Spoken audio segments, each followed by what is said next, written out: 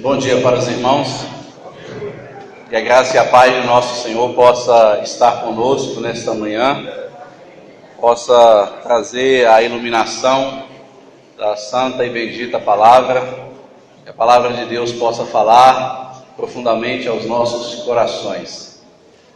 Nós estamos fazendo uma série de exposições aí na nossa EBD, os irmãos já sabem que é as 3 cartas de João, 1ª, 2ª e 3ª João. E hoje nos compete expor o capítulo de número 4, e no caso aí será a lição de número 10, Provai os Espíritos, Então eu queria convidar você a abrir a sua Bíblia, na 1ª carta de João, capítulo de número 4. 1 de João, capítulo de número 4, apenas os versos de 1 a 6. Diz o seguinte: não deis crédito a qualquer espírito, antes provai os espíritos se procedem de Deus, porque muitos falsos profetas têm saído pelo mundo afora. Nisto reconhecereis o Espírito de Deus. Todo espírito que confessa que Jesus Cristo veio em carne é de Deus. E todo espírito que não confessa a Jesus não procede de Deus. Pelo contrário, este é o espírito do anticristo, a respeito do qual tendes ouvidos que vem, e presentemente já está no mundo. Filhinhos, vós sois de Deus, e tendes vencido os falsos profetas, porque maior é aquele que está em vós do que aquele que está no mundo. Aí ele vai dizer agora de onde procede esses falsos profetas. Eles procedem do mundo, por esta razão falam da parte do mundo, e o mundo os ouve. Agora João faz o contraste aqui na sua missiva. Nós somos de Deus. Aquele que reconhece a Deus nos ouve. Aquele que não é da parte de Deus, ou seja, no caso os falsos profetas, não nos ouve. Ou as pessoas do mundo, Nisto reconhecemos o espírito da verdade e o espírito do erro. Então essa é a nossa exposição nesta manhã. Quando nós falamos na nossa primeira participação aqui na EBD, nós dissemos que as 3 cartas de João, a 1ª, 2ª e 3ª de João, ele vai trabalhar sobre marcas daqueles que são verdadeiramente cristãos, daqueles que verdadeiramente são crentes. E segundo alguns teólogos, alguns comentaristas, João trabalha, acho que descarregou aqui a bateria, João trabalha basicamente em 3 marcas, ou 3 características que é marcante na sua carta. A primeira marca, ou a primeira característica que João trabalha, é a questão da marca moral, como já foi falado aqui por outros professores que me antecederam, e também na nossa primeira participação. João crê e acredita que o verdadeiro cristão, o verdadeiro crente, ele não vai ter uma vida embaraçada no pecado, afundada no pecado, porque João vai dizer que aquele que vive no pecado ou na prática do pecado está em trevas. E ele vai dizer no início da sua carta, no capítulo de número 1, que Deus é luz.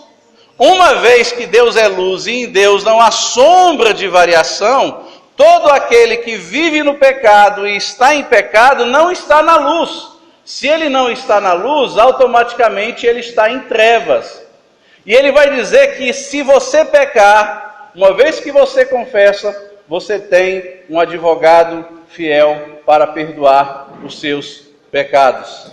Então essa marca moral, ela é muito importante aqui na carta de João, que é uma das principais características daqueles que servem a Jesus, daqueles que creem no Evangelho. Aquele que está em Cristo, nova criatura é. Joga para aí? Bora.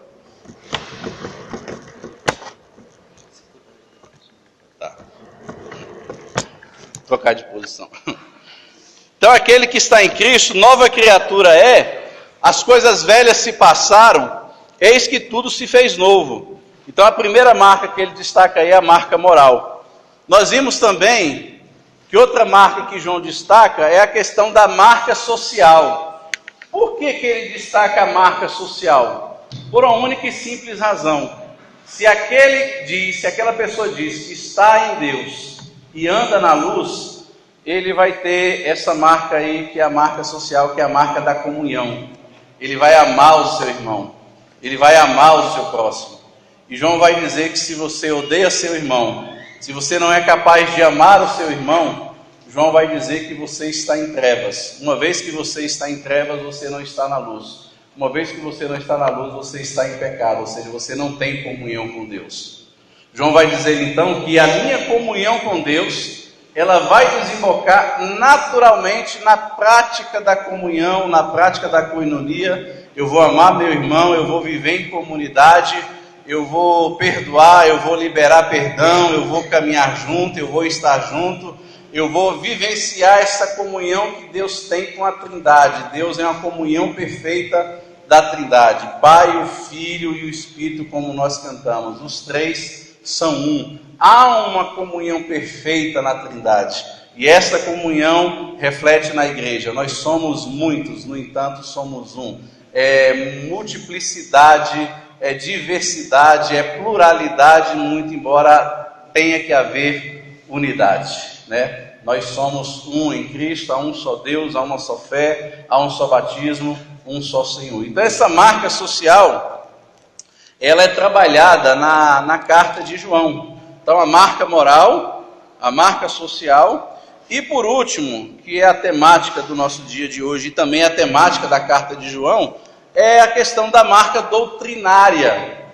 Por que essa questão da marca doutrinária ela é tão importante e quase nós não falamos em nossos dias? Porque João acredita, e esse era um problema aqui quando ele direciona a sua carta, os cristãos estavam sendo bombardeados constantemente. E havia um movimento chamado movimento dos gnósticos ou os gnosticistas, que eles tentavam anular a pessoa de Jesus, tentava rebaixar a pessoa de Jesus. Eles não acreditavam, por exemplo, que Jesus tinha se manifestado em carne, porque eles faziam uma separação entre aquilo que era do Espírito e aquilo que era matéria. Então tudo aquilo que era da matéria era má, era pecado, era sujo. Então se existisse um Deus santo, um Deus poderoso, esse Deus jamais poderia se materializar, porque a matéria é má, a matéria é nojenta, a matéria é ruim. Então eles não acreditavam que Jesus haveria de se manifestar em carne. Então para eles Jesus era uma espécie de um fantasma, de uma manifestação fantasmagórica que apareceu ali para as pessoas. Então eles rebaixavam a pessoa do Senhor Jesus. Isso é chamado aí de docentismo por alguns teólogos. O outro problema que gerou desse movimento foi a questão do ascetismo religioso. Muitas pessoas então passaram a se isolar do mundo, se isolar das pessoas, passaram a viver uma vida de contemplação, uma vida completamente verticalizada com além, buscando os mistérios ocultos, mistérios cabalísticos, mistérios esotéricos, rituais, que pudesse se conectar com o Espírito. E aí eles diziam que havia recebido a sua revelação diretamente do Espírito, diretamente dos céus. É por isso que João vai dizer aqui que os cristãos deveriam provar, não dar crédito a qualquer espírito, mas deveria provar se esses espíritos procediam de Deus. E essa marca doutrinária aqui, meus amados irmãos, é uma das marcas mais terríveis e mais difícil de você manter na igreja como um todo. A igreja venceu leões, venceu as fogueiras, venceu as perseguições, venceu as espadas, venceu os seus inquisitores, seus algozes, mas a igreja sempre caiu na questão doutrinária. Se você pegar as cartas do apóstolo Paulo, a partir de Romanos, até as suas últimas finais, você vai ver que o grande problema da igreja não era contra a questão do Império Romano. não era contra os judeus, judaizantes, não era contra aquelas pessoas que os perseguiam, que os maltratavam, que ultrajavam aqueles homens, que decapitavam mulheres, homens, que machucavam as crianças, que pegavam os cristãos e faziam dos cristãos como tochas humanas, incendiando seus corpos para iluminar as ruas de Roma. O maior problema da igreja não foi esse, mas sempre foi a questão dos falsos mestres e dos falsos ensinos e das falsas doutrinas que entraram dentro da igreja e acabaram minando a igreja. Os falsos profetas, falsos mestres. Então você vê de Romanos até a última carta de Paulo, você vai ver Paulo fazendo essa admoestação acerca dos falsos profetas, falsos mestres. Ele vai dizer que se aquele que traz um outro evangelho, além do que está escrito, seja considerado maldito, anátema, ele vai dizer que são inimigos da cruz de Cristo. Ele vai dizer ainda que são ministros do diabo, que se disfarçam, que Satanás se disfarça em anjo de luz. Jesus também advertiu acerca dos falsos profetas. Então você percebe que essa questão de falso ensino, falsos mestres, falsos profetas, falsos ensinadores, de doutrinas estranhas que anulam a cruz de Jesus, ela vem de muito tempo atrás.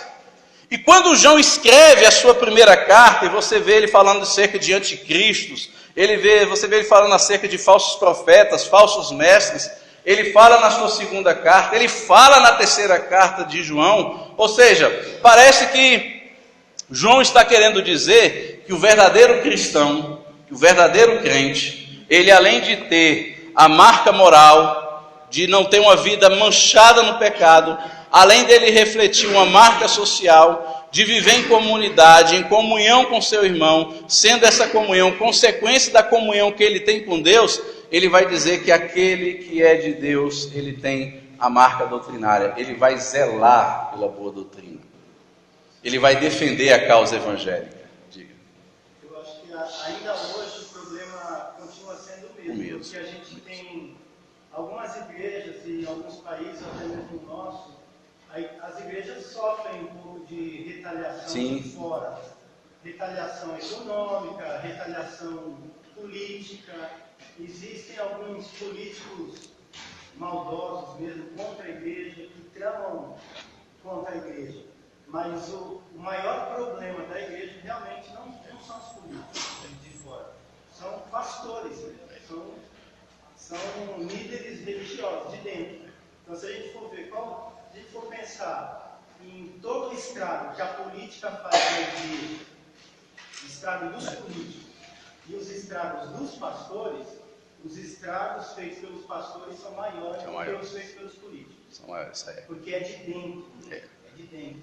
É interessante que, lembrando o fenômeno de Balaão, e eu já falei isso aqui algumas vezes, enquanto Balaão estava fora, tentando amaldiçoar Israel, contratado por Balaque, enquanto ele estava por fora, nenhuma maldição caía contra Israel. A partir do momento que Balaão entra dentro do arraial de Israel, foi aceito na comunidade de Israel, Balaão começa a destruir a comunidade de Israel. E por uma dica muito simples, ele sugeriu que os homens tomassem as mulheres moabitas. E Moabe estava procurando ocasião para invadir a nação de Israel. Então, enquanto Balaão estava pelo lado de fora, enquanto o inimigo estava do lado de fora, ele não conseguia amaldiçoar Israel. A partir do momento que Balaão começa a morar dentro do arraial de Israel, Israel perece, Israel perde a guerra por conta do pecado que Balaão implementou dentro da igreja. Então, essa marca doutrinária, ela é muito importante, ela é muito interessante e faz parte da nossa fé. Então, todo aquele que tem a sua fé em Jesus, ele vai ser vocacionado a defender a fé evangélica. E nós vivemos dias em que isso aqui quase não é praticado e quase que isso daqui não é defendido. Hoje em dia, quando alguém se levanta para falar mal de algum pastor da televisão que prega contra as Escrituras, ou de algo parecido, os crentes só sabem citar 2 versículos bíblicos, distorcidos. Ele cita Mateus 7,1, né? Não julgueis para que não sejais julgados, e ele cita, e Jesus julgou. Ele diz que você precisa identificar os falsos profetas. Como é que você vai identificar os falsos profetas se não for pelo julgamento, né? Outro texto que ele cita é o Salmo 105, se eu não me engano: não toqueis nos meus ungidos.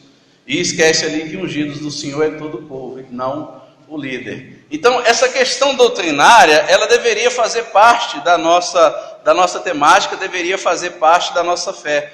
Por uma única e simples razão que João destaca aí. Em primeiro lugar, ele vai destacar que a ingenuidade... alguém vai ter que me ajudar lá, aqui. A ingenuidade, ela é perigosa, ou seja, na fé cristã não se pode aceitar pessoas ingênuas. Nós não podemos ser ingênuos concernente à questão dos falsos mestres e dos falsos profetas. Como eu disse aqui, a igreja da Ásia, ela além de ser perseguida na questão da violência, ela ainda sofria com relação às heresias dos falsos mestres, e que provavelmente muitos cristãos estavam sendo seduzidos por aquela nova filosofia. Como eu disse aqui, o movimento do gnosticismo, né, os gnósticos. João então exorta a igreja para não dar crédito a qualquer espírito, em vez de ter uma fé ingênua, os crentes deveriam provar se os espíritos de fato procediam de Deus. O negócio aqui não está ajudando muito. Vai ter que ficar alguém mesmo, à distância. Por que João exorta a igreja? Em primeiro lugar, porque ele diz que isso é perigoso. Melhorou? Acho que a bateria... Tá. Em primeiro lugar, então, João usa a questão aí de um alerta solene. É o texto aí do verso de número 1. Não deis crédito a qualquer espírito. A palavra espírito aí, ela é traduzida por ensinamento. Ou seja, todo e qualquer ensinamento que fosse ensinado à igreja, que fosse ensinado aos cristãos, esse ensinamento então deveria ser provado, deveria ser testado. A palavra provar aí, ela tem a ver com aquele teste metalúrgico que é feito para você identificar, por exemplo, se o ouro é real ou se o ouro é verdadeiro. Na queima do metal, você consegue ver se há impureza, você consegue ver se há escórias. Da mesma forma, também o cristão deveria então equiparar os ensinamentos para ver se os ensinamentos de fato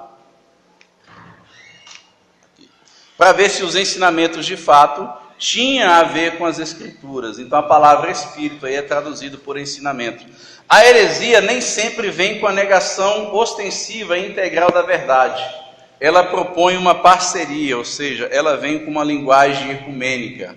Ou seja, a heresia ou o falso ensino, ele nunca vem com a declaração aberta do erro. Ele sempre vem com uma meia verdade.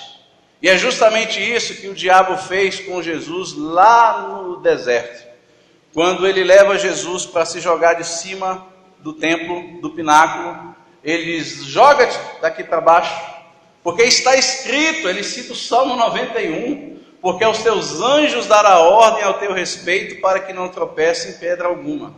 Jesus então refuta o diabo com a própria palavra. Também está escrito: não tentarás o Senhor teu Deus. Então o diabo, ou as heresias, ou os falsos mestres, ele sempre traz na sua doutrina, sempre traz no seu bojo uma meia verdade. E essa meia verdade que acaba seduzindo o nosso coração. Essa meia verdade que acaba seduzindo as pessoas, enlaçando essas pessoas para si.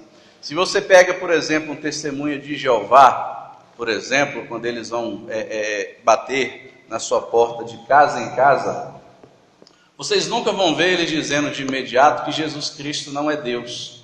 Vocês nunca vão ver de primeira mão eles dizendo que você não pode adorar Jesus, que você só tem que prestar homenagem a Jesus. Você nunca vai ver o testemunho de Jeová falando isso abertamente. Mas quando você entra, quando você é engodado, quando você se torna uma presa deles, aí eles começam a implementar as doutrinas, as heresias. Se você é evangelizado por um mormon, de cara ele nunca fala que existe um outro testamento chamado Livro de Mórmon.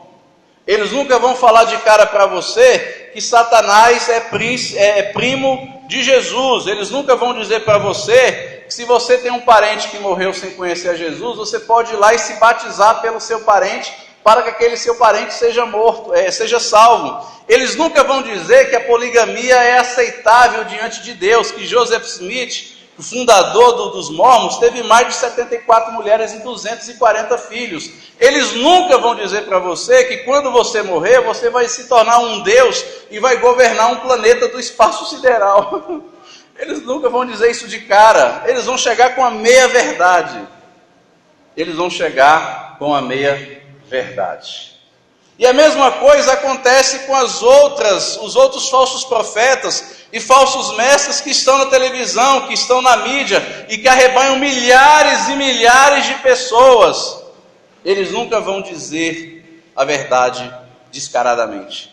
Eles nunca vão dizer, por exemplo, que Jesus não morreu na cruz para me dar vida boa. Eles nunca vão dizer isso. Eles vão maquiar a mensagem, eles vão misturar a mensagem, eles vão disfarçar a mensagem. Então, por isso que João diz aqui na sua carta de que nós não devemos dar crédito a qualquer espírito ou qualquer ensinamento.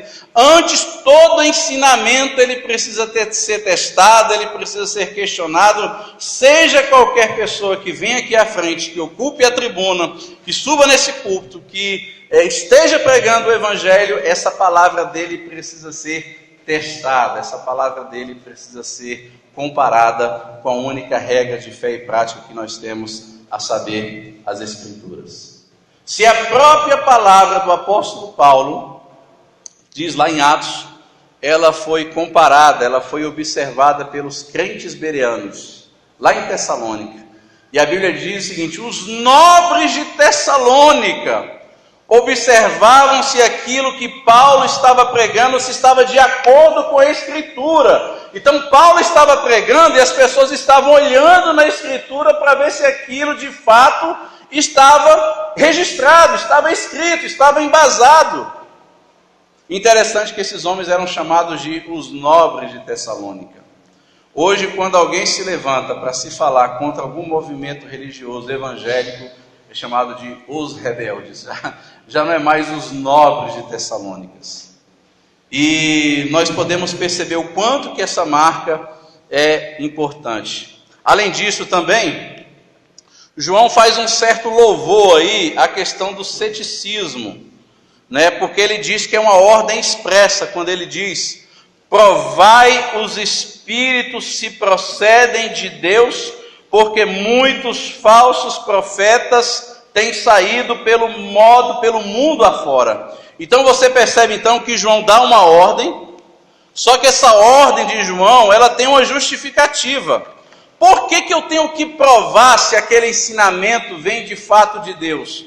João então dá um motivo: porque muitos falsos profetas têm saído pelo mundo afora. Os crentes então precisam provar os espíritos, provar os ensinamentos, para ver se de fato eles procedem de Deus. Então João dá uma ordem, provai os espíritos, atestai os ensinamentos, mas ele dá um motivo: porque muitos falsos profetas têm surgido pelo mundo afora.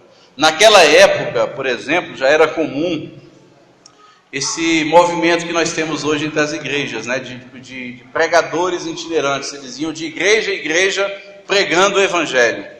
E alguns pregadores viram a possibilidade de ganhar dinheiro com isso daí, pregando de igreja a igreja. Então você pode ver que esse movimento que existe hoje não é nada novo. Já existia na época de Paulo, já existia na época de João, pessoas que se sentiam vocacionadas, pessoas que se sentiam chamadas, querendo então ganhar a vida fácil pregando o evangelho. Então esse é o motivo pela qual os cristãos e nós também devemos ter cuidado. Há muitos falsos profetas que têm saído pelo mundo afora. E aí tem um negócio interessante que está na nossa revista, que diz aí: aquele que crê em tudo está tão longe de Deus quanto aquele que não crê em nada. Então, quando você vê uma pessoa que ela absorve tudo que existe, essa pessoa está 100% equivocada e ela está tão perdida quanto aqueles que ainda não conhecem o caminho do Evangelho. E você já reparou como que são algumas pessoas? No domingo de manhã ele está na nossa igreja, no domingo à noite ele está na Sara Nossa Terra, na quarta ele está na Igreja Universal, depois ele vai fazer campanha não sei aonde, ele vai frequentar uma roda de oração não sei aonde mais, ou seja, ele vai pegando, ele vai absorvendo tudo quanto é ensino para poder formatar algo espiritual no seu coração. Então, eu absorvo um pouquinho da Universal, eu absorvo um pouquinho da Sara Nossa Terra, eu absorvo um pouquinho do Ministério da Fé, eu absorvo um pouquinho da Igreja Universal, ou seja, não há uma identidade, não há uma marca. E João está dizendo aqui que uma das marcas de um cristão verdadeiro é aquele que analisa tudo que é pregado. É aquele que observa tudo que está sendo dito. Ele não acredita em tudo. Então ele faz um louvor aqui ao ceticismo, um louvor para que você não acredite em tudo aquilo que é dito. Isso porque, meus amados irmãos, nós vivemos dias disso daí, de ouvir promessas. Quem é que não gosta de ouvir promessas de Deus? Quem é que não gosta de ouvir que você vai ser uma pessoa abençoada? Quem é que não gosta de ouvir algo que venha trazer alento ao meu coração? Afinal de contas, eu vivo num país cheio de violência, num país cheio de crise, eu vivo problemas financeiros, eu tenho problemas de saúde, eu tenho problemas familiares, eu tenho crises existenciais, eu tenho trauma, eu preciso ser feliz, eu preciso ter uma vida boa, eu preciso ter uma vida estabilizada. Quem é que não gosta disso tudo? Quem é que não quer essas coisas? Todos nós queremos. Todos nós queremos. O problema é que quando nós só gostamos de ouvir essas coisas, e como é bom ouvir palavras, pregações que trazem promessa, ou que promovam conforto ao meu coração, né? Ou que ainda me tragam uma prosperidade material, saúde, a questão aí da música tão famosa, vitória, sabor de mel, sucesso. Quem é que não quer ter isso? Todos nós queremos, isso faz parte da nossa natureza. Isso faz parte. E a gente fica impressionado com as riquezas, né? As riquezas, né, encantam o nosso coração. As riquezas fazem brilhar os nossos olhos. E quando você vê, principalmente, uma mensagem que vem a calhar com aquilo que você está sentindo no coração, e tem pessoas que são assim, gostam de mensagens que apenas massageiam o ego, massageiam o coração. Essas mensagens fazem bem. Por outro lado também, nós vimos o quanto que é desconfortável às vezes nós ouvirmos pregações que falam de pecado e remissão, de que você é pecador, de que você precisa confessar o seu pecado, de que você precisa obter o perdão de Deus, de que Jesus morreu na cruz do Calvário não pelos seus sonhos, mas pelos seus pecados, que você precisa se arrepender, que você precisa se santificar, que você precisa se consagrar, que você precisa ter um desprendimento, que você precisa ter dedicação e obediência, que você precisa amar o próximo e que você precisa aguardar a vinda de Jesus. São todos esses sermões aqui que a nossa carne, que a nossa natureza não gosta. São mensagens que não são atrativas. São mensagens que não dá prazer em ouvir. Quantos de nós gostamos, às vezes, um domingo à noite, né? O pastor tem uma palavra pesada e nós falamos, poxa, a palavra machucou o nosso coração. Quantos de nós gostaríamos de ouvir coisas boas? Não, traz uma palavra boa, traz uma palavra boa, traz uma palavra doce, mas nós temos que pregar que a cana é doce. Mas temos que pregar também que a cana é dura. Temos que pregar as rosas, mas também devemos dizer que rosas têm espinhos. Combina mais o que Jesus falou, no mundo tereis o quê? Flores. Flores ou espinhos? Pois é. Mais espinhos. No mundo tereis, não promessas e coisas duras. No mundo tereis aflições. Mas tem de bom ânimo. Eu venci o mundo. Interessante é que a igreja, de um modo geral, eu ouvi o pastor Neil Barreto falando esses dias num debate, ele disse que as igrejas têm preparado os cristãos a vencerem, a serem vencedores, a ocuparem os primeiros lugares, né? A serem pessoas de sucesso, não serem caudas, serem cabeças, né? Eu lembro que eu já ouvi muito isso no passado. Os profetas chegavam e falavam: ei, servo meu, eu te chamei para tu ser cabeça, hein? E não cauda. Era muito comum ouvir esse tipo de palavra. Era muito comum. E ele diz que as igrejas pouco preparam seus cristãos para morrer, para enfrentar o fracasso, para se conscientizar que há momentos de derrotas.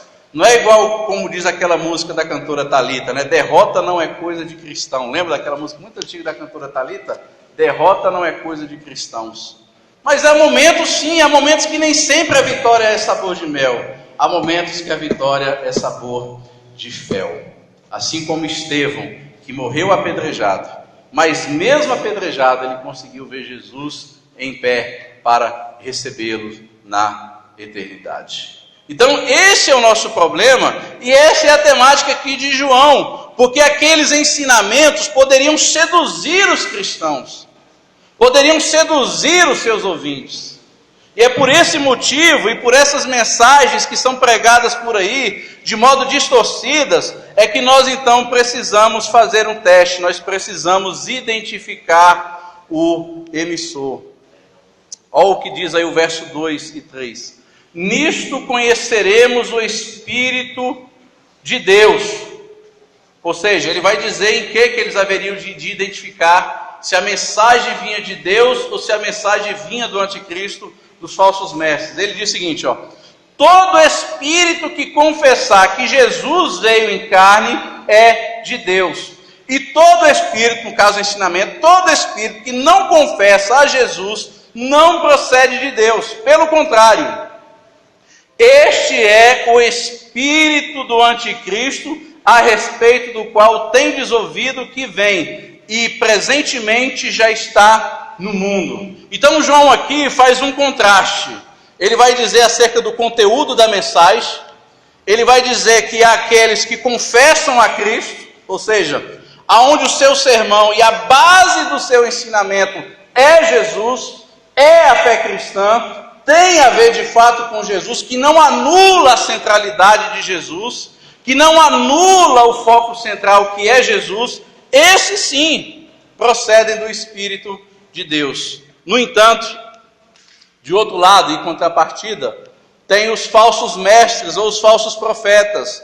Eles não haveriam de confessar a Cristo e por isso então, eles eram do espírito do anticristo. E aqui tem um negócio bastante interessante, porque João fala acerca do anticristo que haveria de vir, mas ele diz que essa mentalidade, esse espírito do anticristo já estava atuando no mundo.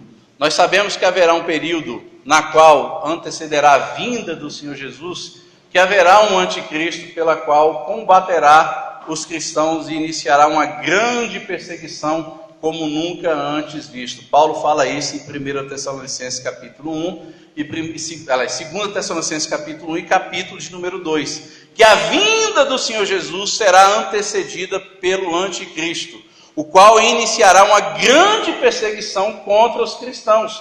No entanto, o espírito do anticristo já atua nos dias de hoje. E qual que é o espírito do anticristo que está por trás dessas mensagens, desses falsos profetas? João dá a dica: eles vão confessar Jesus. Mas não somente confessar no sentido de falar de Jesus, mas algo que tem a ver com a mudança de vida. Então todo sermão que não glorifica a Cristo, todo sermão que não é cristocêntrico, onde Jesus é o centro da mensagem, o centro do sermão, é uma mensagem do anticristo. E eu já fiz isso aqui algumas vezes, e vale a pena fazer de novo, para que vocês entendam qual que é o foco da mensagem do Evangelho. Só para vocês verem como que essa mensagem ela foi distorcida e como que havia uma certa unidade, uma certa uniformidade na pregação dos apóstolos. Abra comigo, por exemplo, em Atos, capítulo de número 2.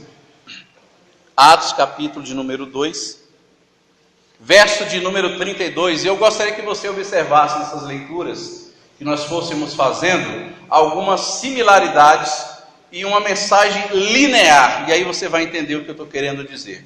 Olha só, Atos 2, 32, diz o seguinte: a este Jesus, Deus ressuscitou, do que todos nós somos testemunhas. Agora passa um pouquinho a página da Bíblia e vai lá para Atos, capítulo 3, verso de número 15. Atos 3, verso de número 15. Olha o que diz: desçaste, mataste o autor da vida, a quem Deus ressuscitou dentre os mortos, do que todos nós somos suas testemunhas. Agora passa um pouquinho as páginas e vai para Atos 4, verso de número 10. Olha só o que diz, Atos 4, verso de número 10. Tomai conhecimento, vós todo e todo o povo de Israel, de que em nome de Jesus Cristo Nazareno, a quem vós crucificastes, a quem Deus ressuscitou dentre os mortos, sim, é em seu nome que está sendo curado perante vós. Agora passa mais um pouquinho e vai para Atos, capítulo 5, verso de número 30. Atos 5, verso de número 30. O Deus de nossos pais ressuscitou a Jesus, a quem vós matastes, pendurando no madeiro. Deus, porém, com sua destra, o exaltou príncipe salvador, a fim de conceder a Israel o arrependimento e a remissão dos pecados. Ora, nós somos testemunhas deste fato, e bem assim o Espírito Santo que Deus outorgou aos que lhe obedecem. Agora passa mais um pouquinho as páginas da Bíblia e vai para Atos 10. Atos capítulo número 10.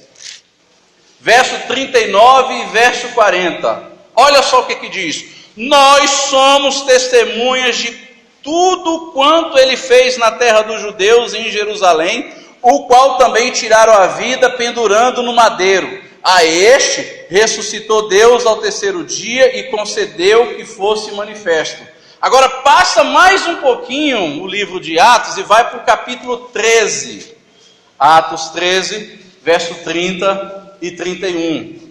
Vá anotando as similaridades dos sermões. Mas Deus o ressuscitou dos mortos e foi visto muitos dias pelos que com ele subiram da Galiléia para Jerusalém, os quais agora são suas testemunhas perante o povo.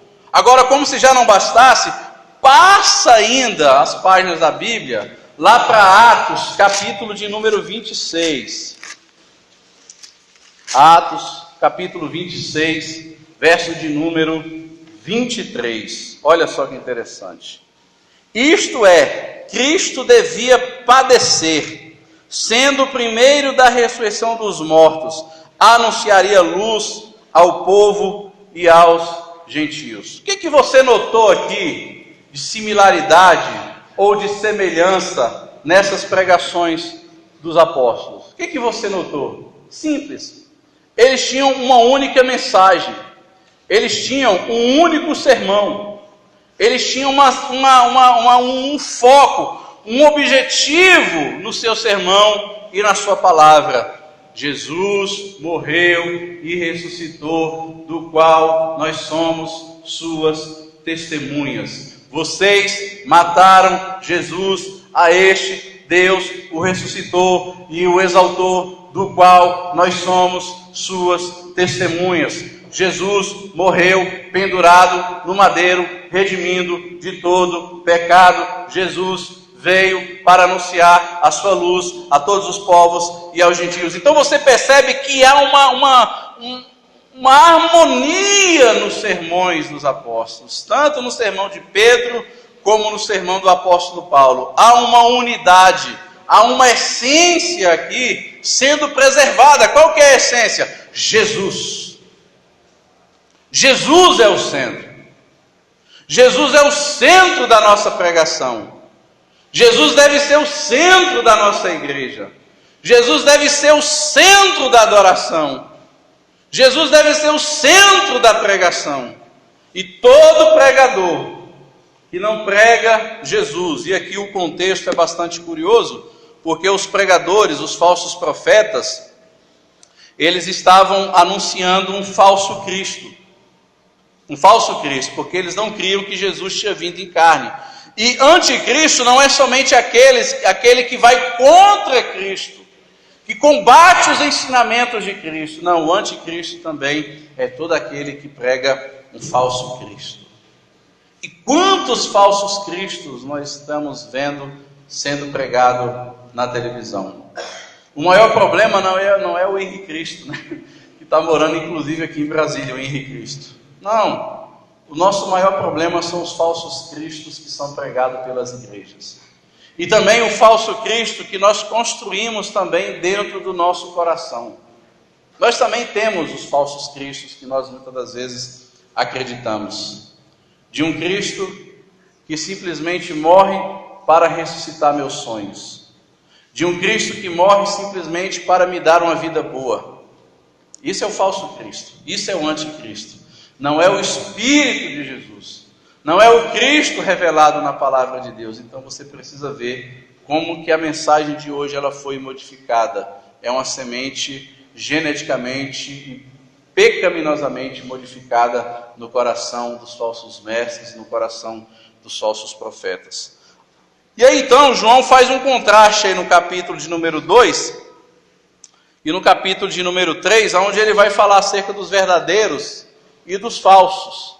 Ele vai dizer, por exemplo, que os verdadeiros profetas são instrumentos de comunicação do Espírito Santo de Deus. É o que está aí do verso de número 2, quando ele diz: nisto conhecereis o Espírito de Deus, todo aquele que confessa que Jesus veio em carne é de Deus. E a palavra confessar aí tem um negócio interessante, que é muito utilizado hoje. A palavra confessar no grego é a palavra homologeios, homologuei, que vem de homologar. A palavra homologar significa reconhecer oficialmente, ou seja, todo profeta que prega Jesus, ele há de reconhecer oficialmente a sua confissão de fé, trazendo na sua mensagem o Cristo que morreu e ressuscitou. Então, essa era a maneira pela qual os ouvintes de João poderiam reconhecer se a mensagem vinha de Deus ou se vinha do anticristo. Agora João faz o contraste aí. Os falsos profetas, por sua vez, eles são instrumentos da comunicação do anticristo. Ele fala aí no verso de número 3, conforme nós lemos: todo espírito que não confessa a Jesus não procede de Deus. Pelo contrário, este é o espírito do anticristo.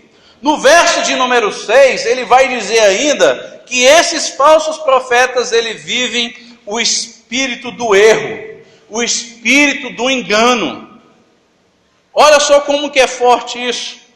Por trás de cada profeta há um espírito. Por trás de cada espírito está Deus ou o diabo.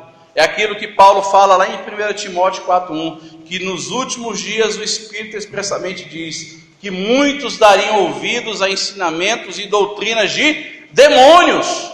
De demônios. Então, por trás do falso mestre, por trás do falso profeta, sempre há o diabo. Sempre há o espírito do engano. São pessoas usadas pelo diabo, são ferramentas do diabo e não podem ser chamados de ungidos do Senhor. São instrumentos do diabo. E por que são instrumentos do diabo? Justamente porque João diz aqui que o verdadeiro profeta, ele vai trazer no seu bojo da sua mensagem a centralidade em Jesus. E nós vimos aqui no livro de Atos como que havia uma uniformidade nos sermões dos apóstolos. Era Jesus que morreu pelos nossos pecados, que ressuscitou. E esse é o sermão que deveria ser pregado. E esse é o sermão que não está sendo pregado. Esses dias eu vi uma pessoa elogiando Benny Hinn, elogiando outros pregadores aí midiáticos. Eu perguntei para a pessoa: Me apresente um só sermão desses homens, que fala que Jesus morreu pelos meus pecados, que fala que Jesus morreu para me reconciliar com Deus, que o homem estava quebrado na aliança com Deus por conta do pecado, que o pecado uma vez gera separação de Deus entre os homens, que Jesus morreu para me redimir, que Jesus morreu para me perdoar, que Jesus morreu para que eu não viva mais uma vida entregue ao pecado, uma vez que o pecado significa distanciamento de Deus, que Jesus veio para religar o homem para com Deus, daí a palavra religião, religare, para ligar o homem novamente a ter comunhão com Deus e assim poder herdar a eternidade. Me apresente um. Não tem. Analisa os sermões que são pregados na televisão. Não tem um que diz: você é pecador miserável. Você é pecador miserável. Você está sujeito à ira de Deus. É o que diz lá em Efésios, capítulo de número 2. Você está sujeito à ira de Deus. E Deus quer transformar você de filhos da ira para filhos da misericórdia, conforme diz em Efésios, capítulo de número 2 também. Você não vê esses tipos de mensagens. Então, por trás de cada espírito, por trás de cada ensinamento, há sempre um espírito, ou o espírito de Deus, ou o espírito do diabo. Por isso que antes de confiar em qualquer espírito, em qualquer ensinamento, precisamos provar para ver se procede de Deus. O que importa então nesse caso é a sua origem. Sim, irmão Daniel. Eu até acho que nos sermões que são pregados, eu até acho que tem coisas que são coerentes. Daí é que vem a atenção da gente. Sim. Porque não é abertamente tudo contra. Você entende? Pode falar que Jesus morreu, que ressuscitou, mas você tem que ter cuidado, porque alguns ensinamentos eles vão destoar. Eles não vão, digamos assim, fazer sempre só o contrário. Nunca confessar que Jesus morreu. Exato. Você pode confessar, mas tem cuidado que lá no bojo tem algo que não é certo. Contradiz. A gente lê lá na Bíblia, diz: ó, eu fiz milagre, do teu nome eu curei, do teu nome eu fiz qualquer coisa. Entende? Mas o essencial é que não está contido lá. Exato. Então eu acredito que eles pregam algumas coisas que deixam a gente a gente não conhece a palavra, você fica cuidado, não é uma palavra boa. Tem que ter cuidado, é que dentro da palavra boa tem onde ele quer chegar, que não é a verdade. Se você não entender isso, vai marcar, aí vai gostando, e aos poucos você vai sendo prendido por aquela mensagem daquele pregador, quando ele coloca a sua ideia e você já está tão viciado que você não consegue mais ser o que era. Tem um padre que foi muito estudado, e é estudado hoje no seminário de teologia até hoje, chamado Padre Antônio Vieira. Ele foi um grande pregador, tem sermões dele que até hoje são usados pelos pregadores, sermões da Sexagésima, ou seja, sermões da parábola do bom semeador. E o Antônio Vieira viveu no século XVI, século XVII. E Antônio Vieira sempre dizia: palavra de Deus dita no sentido em que Deus disse, é palavra de Deus. Palavra de Deus dita no sentido em que Deus não as disse, é palavra do homem. Então, por isso que o nosso olhar tem que ser um olhar minucioso de fato, para ver se tem coerência com as Escrituras. E tem um fato interessante. Quando João diz aqui que nisto conheceremos o Espírito de Deus, ele faz lembrar, por exemplo, a palavra de Jesus, que está lá em João 15, verso 26, e João 16, versos de 13 a 15. João lembra aqui das palavras de Jesus. O que Jesus disse acerca do Espírito Santo? Jesus disse o seguinte: ele me glorificará. Ele vos fará lembrar de tudo quanto vos tenho dito. Então, Jesus já traz a missão do Espírito Santo. Qual que é a missão do Espírito Santo? É glorificar a Jesus. Qual que é a função do Espírito Santo? É fazer lembrar as palavras que Jesus trouxe para os seus discípulos. Então, todo sermão que de fato traz a presença do Espírito Santo, ele sempre vai nos levar para Jesus. Ou seja, o Espírito Santo é como se fosse uma luz, ele é um holofote, ele foca em Jesus, ele brilha em Jesus, né? Ele aponta para Jesus. Essa é uma maneira muito clara e muito simples de você identificar se o sermão é de Deus ou se é do diabo. É quando ele foca naquilo que Jesus fez, na essência daquilo que Jesus fez. É por isso que a fé da igreja, ela está fundamentada em Jesus, mas também na pregação dos apóstolos, porque os apóstolos apontavam para Jesus. Além disso, João faz um contraste profundo aí no verso de número 4. Olha só que interessante, verso de número 4. Filhinhos, vós sois de Deus e tendes vencido os falsos profetas, porque maior é aquele que está em vós do que aquele que está no mundo. Então você percebe então que João vai fazer uma transição aqui dos falsos profetas e dos verdadeiros crentes.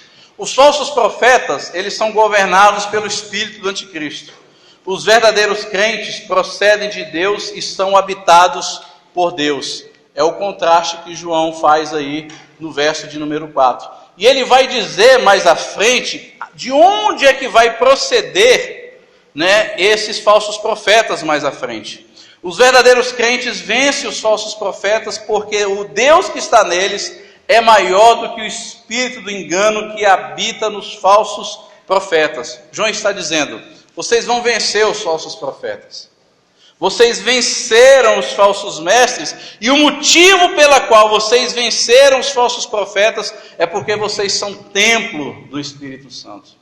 Uma vez que vocês são templo do Espírito Santo, e o Espírito Santo habita sobre vocês, vocês vão saber discernir. João retrata isso lá no capítulo de número 3. Olha só como é que ele fala no capítulo de número 2, verso de número 20. Olha o que ele diz: e vós possuís a unção que vem dos santos, e de todos tendes conhecimento. Vós tendes a unção dos santos, e sabeis tudo. Uma vez que o Espírito Santo está em mim, uma vez que de fato o Espírito Santo habita no meu coração, o meu coração é levado a crer e a escolher as coisas que é de Deus, as coisas que pertencem a Deus, as coisas que de fato agradam a Deus, e eu consigo discernir se de fato aquela mensagem vem de Deus, se de fato aquela mensagem de fato vem do Espírito Santo. Olha só o que diz João 14, verso de número 17. O Espírito da verdade, que o mundo não pode recebê-lo, porque nem vê nem o conhece, mas vocês o conhecem porque ele vive e estará com vocês. João evoca aqui nessa passagem de 1 João 4,4, João evoca essa passagem aqui de João 14, verso 17. Né? Vocês têm o Espírito Santo, vocês haverão de reconhecer se a mensagem vem do Espírito Santo ou se vem do Espírito do Anticristo. Por quê? Porque o Espírito Santo estará com vocês. O Espírito Santo mora no coração de vocês.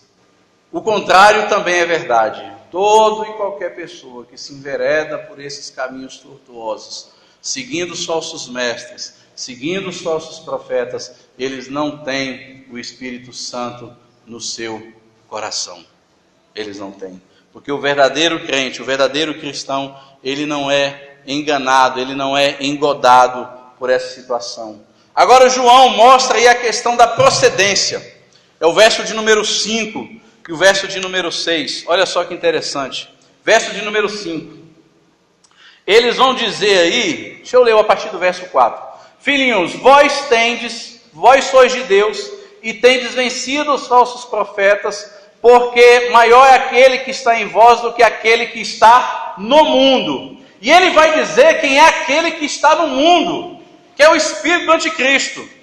Olha só o que ele diz no verso de número 5, que ele cita a palavra mundo 3 vezes. Olha só o que ele diz: eles procedem do mundo. Ele quem? Os falsos mestres, os falsos profetas.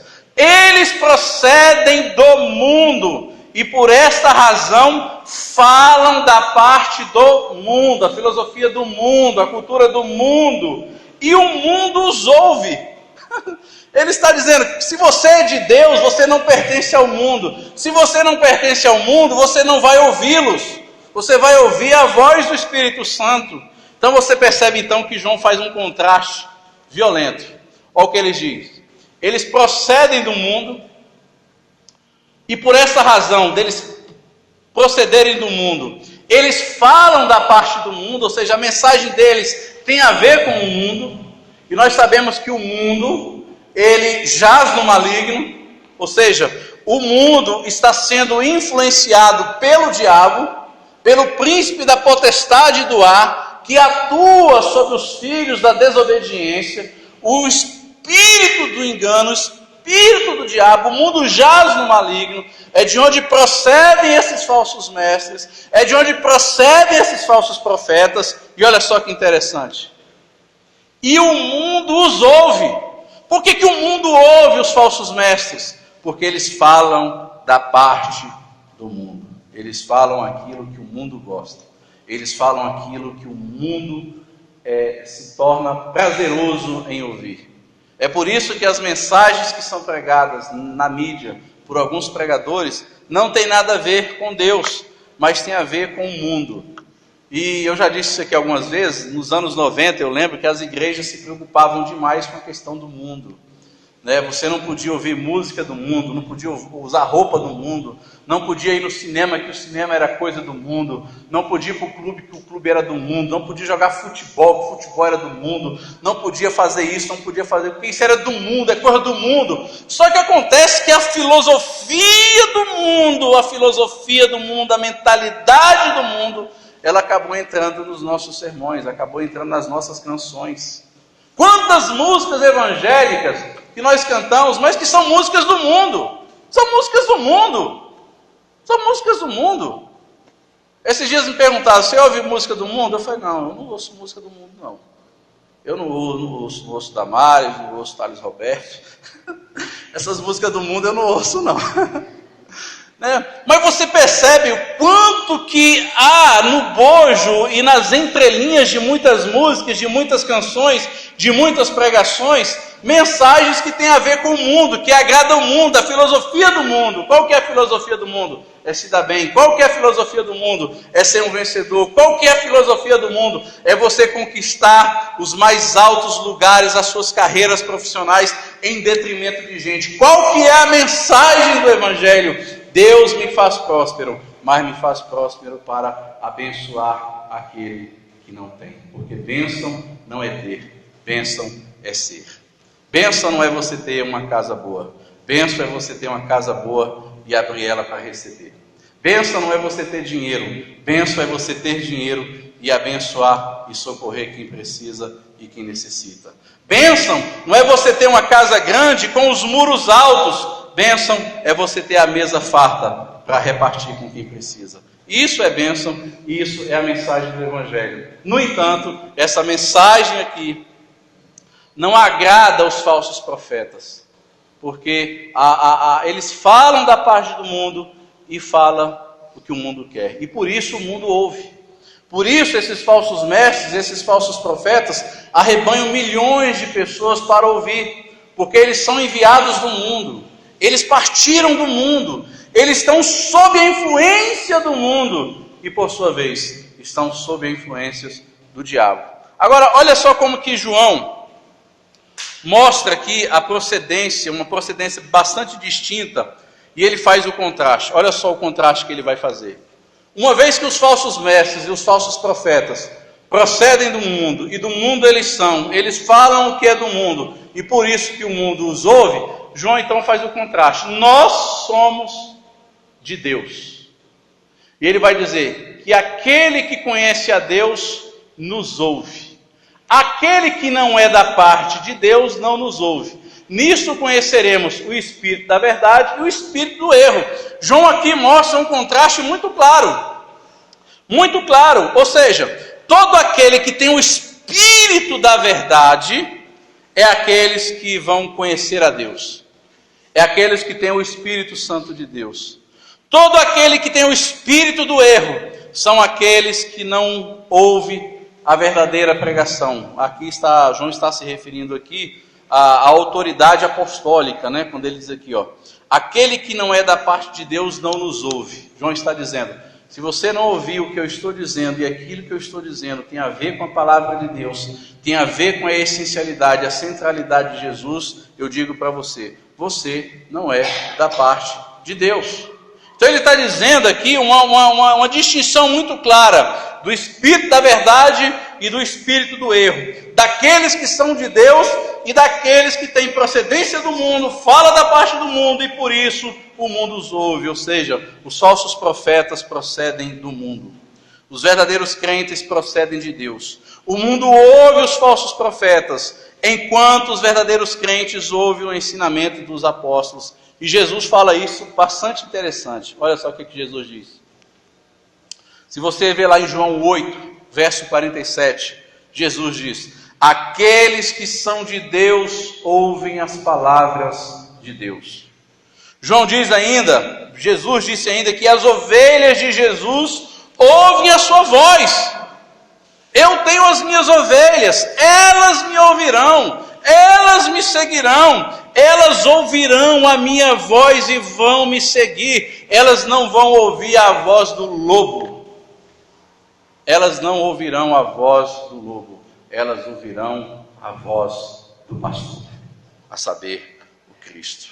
E olha só que interessante, fazendo um contraste, fazendo uma ponte com o que João fala aí do Espírito da verdade. Olha só como é que a Bíblia tem uma harmonia muito interessante. Olha o que diz lá em João 18, deixa eu só tentar voltar. João 18, verso de número 37. Aqueles que são da verdade ouvem o testemunho da verdade. Então você pode ver que há uma ponte aqui de João 18, 37, com aquilo que João fala aqui em 1 João 4, 5 a 6. Nisto conheceremos o Espírito da verdade. Qual que é o Espírito da verdade? É aqueles que são da verdade, é aqueles que haverão de ouvir a voz de Deus. Porque Jesus disse, eu sou o caminho, a verdade e a vida. E conhecereis a verdade, e a verdade vos libertará. Por isso que Jesus falou, em verdade te digo. O único que foi capaz de dizer, em verdade te digo, foi Jesus. O resto dos homens tem que dizer, está escrito, está escrito. Diga. Essa questão de ouvir a voz do pastor, que a gente lê na Bíblia, alguns devem ter visto numa rede social, um vídeo que passou, de um pastor cuidando de ovelhas, e as pessoas chegavam na cerca e chamavam pelas ovelhas. Isso. E elas não viam. Aí outro dia outra pessoa chamava e ela não via. E o pastor chegava, dava uma voz, ela levantava a cabecinha, aí ele dava outro grito de voz e elas iam uma atrás da outra. Interessante. Não sei quem viu aqui, alguém chegou a ver esse vídeo? Eu vi. Ela viu, ela viu também. Interessante. O pastor, quando fala, ela está. Ele chama de novo, aí ela vem toda atrás da outra. Conhece a voz do pastor. Esse texto está na Bíblia que a gente entende. É verdade, e o quanto que isso é importante. E somente vai ouvir a voz do pastor Jesus aqueles que são verdadeiramente ovelhas, porque tem muito crente bode. Tem muito crente égua, mas só vai ouvir a voz do pastor Jesus, reconhecer a voz de Deus, aquele que de fato foi chamado e vocacionado por Deus. E aí tem uma aplicação muito prática que está na nossa lição. Não dê crédito de imediato a tudo que você ouve, mas submeta pelo crivo da palavra de Deus, que é o texto que nós citamos dos crentes de Bereia. Mais assustador que a pregação herética dos falsos profetas é o silêncio dos profetas de Deus, é a nossa omissão. Assistimos estarrecidos uma perigosa tolerância para com as falsas doutrinas. As falsas doutrinas devem ser combatidas. As falsas doutrinas, elas devem ser extirpadas. E o autor da lição cita um negócio interessante aqui de João Calvino. Eu gosto quando citam João Calvino. Né, Carlinhos? Né, Júnior? Olha só o que João Calvino diz o seguinte, está na nossa revista aí, Na minha aqui está a página 74, eu não sei qual a página que está você, lição número 10. João Calvino diz o seguinte: seria melhor que quebrassem o pescoço ao subir no púlpito, se não se esforçam por serem os primeiros a seguir a Deus. Então é preferível que um camarada desse morra, seja morto, e às vezes dá saudade dos tempos em que os falsos profetas e os falsos mestres das heresias eram combatidos ao fio da espada. As heresias eram combatidas com espada, era combatido com pedra, né? E é interessante que no Antigo Testamento, os falsos profetas, eles tinham uma punição muito dura. A Bíblia diz lá em Números e também Levítico, se tal profeta falar alguma coisa e tal profecia não se cumprir daquele profeta, a Bíblia diz que esse profeta deveria ser levado em praça pública e deveria ser apedrejado até a morte. No entanto, também o falso profeta não era aquele que somente fazia falsas profecias que não se cumpriam. Os falsos profetas também era aquele que levava o povo a adorar outros deuses. A Bíblia diz: a este, pedra, pedra, pedra e pedra. Página 50 do aluno, né? Página 50. Eu lembro que uma pessoa perguntou para mim: Sandro, você acredita em profecia? Porque há profetas no dia de hoje.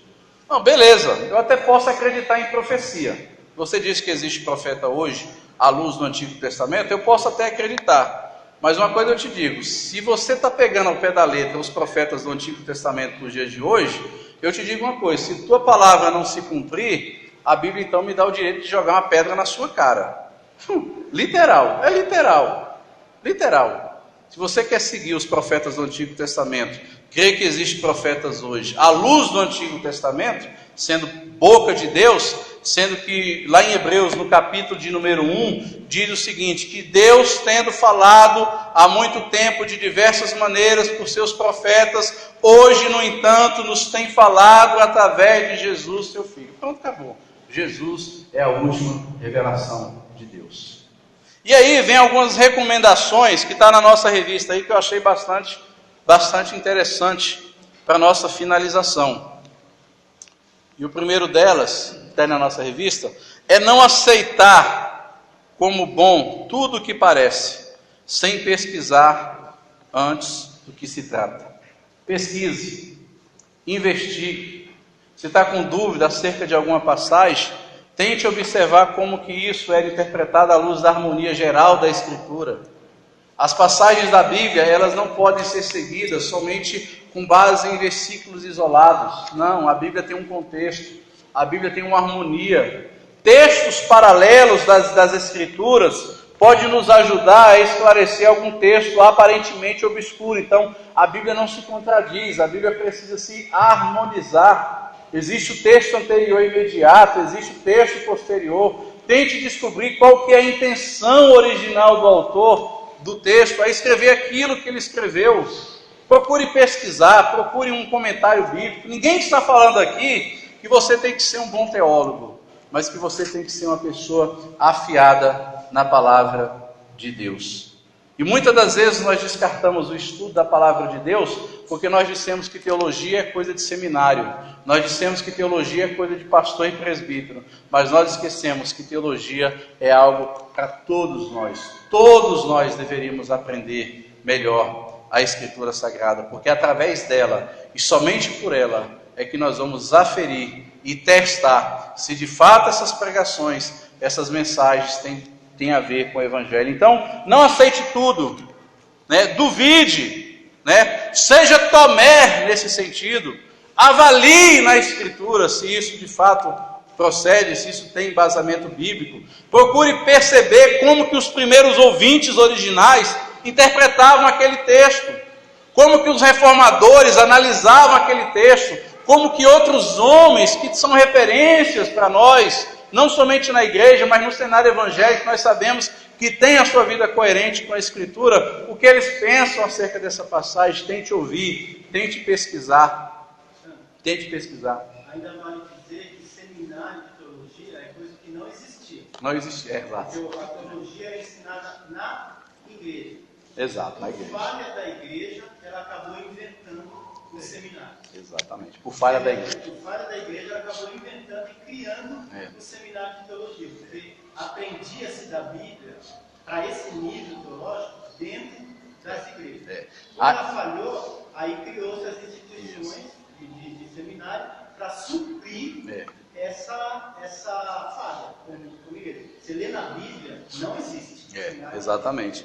Interessante que foi através disso aí que surgiu uma doutrina chamada de escolasticismo. O escolasticismo dizia que o conhecimento devia ser limitado somente à liderança.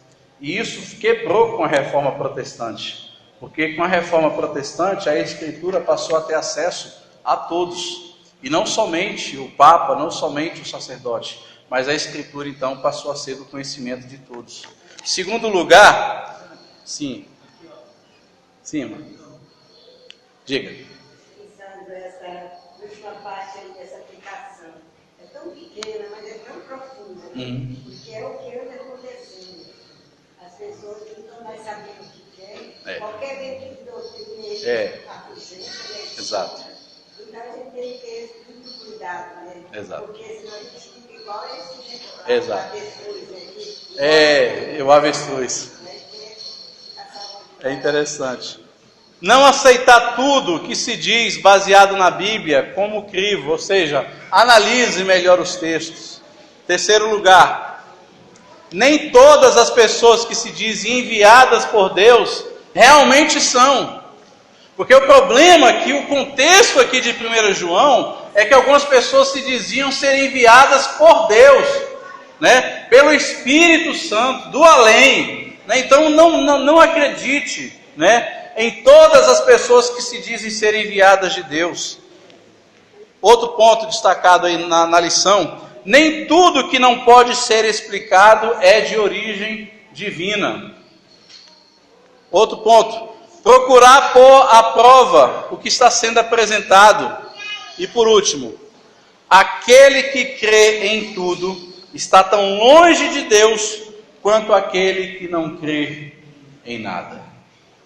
Né? É a questão da pós-modernidade, do secularismo. Eu importo tudo, eu vou trazendo tudo. Então, aquele que crê em tudo está tão longe de Deus quanto aquele que não crê em nada. Então, essa é a nossa exposição dessa manhã de 1 João 4, de 1 a 6. Não creia, prove, teste, examine e seja cheio do Espírito Santo para que possa discernir e, além de tudo, esteja afiado na palavra de Deus. É isso, vamos orar? Pai querido, Pai amado, nós te agradecemos, ó Pai, pela Tua palavra, nós te agradecemos pelas Tuas advertências, ó Pai. E nós queremos, ó Pai, que o Teu Espírito Santo venha a cada dia nos iluminar, venha a cada dia encher o nosso coração da Sua presença, de tal maneira que possamos identificar o espírito do anticristo, o espírito do erro. Pai, dá-nos também fome e sede da Tua presença e principalmente da Tua palavra, que é a única regra de fé e prática. Ajuda-nos, ó Pai amado, a examinar tudo, Pai. Ajuda-nos, ó Pai amado, a jamais desviar o nosso coração da Tua palavra e dos Teus propósitos eternos, ó Pai. Em nome do Senhor Jesus. Amém. É o Júnior? Passa para o Júnior?